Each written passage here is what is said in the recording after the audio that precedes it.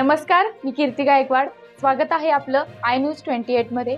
चला तर मग जाणून घेऊयात महाराष्ट्रातल्या ताज्या घडामोडी. साखर कारखान्यांनी कार्यक्षेत्रामधील ऊस शेतीमध्ये एआयचा वापर वाढविण्यासाठी पुढाकार घ्यावा, उपमुख्यमंत्री अजित पवार.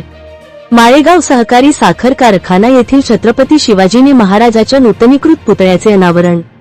बारामती साखर कारखान्यांनी ऊस उत्पादन वाढीसाठी शेतकऱ्यांना कृत्रिम बुद्धिमत्ता एआय तंत्रज्ञान उपलब्ध करून देण्यासाठी पुढाकार घ्यावा, असे आवाहन उपमुख्यमंत्री तथा जिल्ह्याचे पालकमंत्री अजित पवार यांनी केले. माळेगाव सहकारी साखर कारखाना येथे छत्रपती शिवाजी महाराज यांच्या नूतनीकरण करण्यात आलेल्या अश्वारूढ पुतळ्याचे अनावरण आणि शेतकरी मेळावा कार्यक्रमप्रसंगी ते बोलत होते.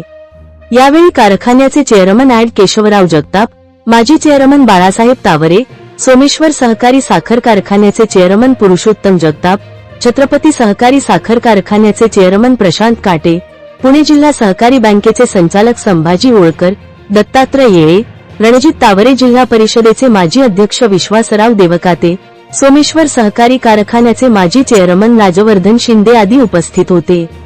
सिटी रिपोर्टर विठ्ठलराव बेडगेची रिपोर्ट.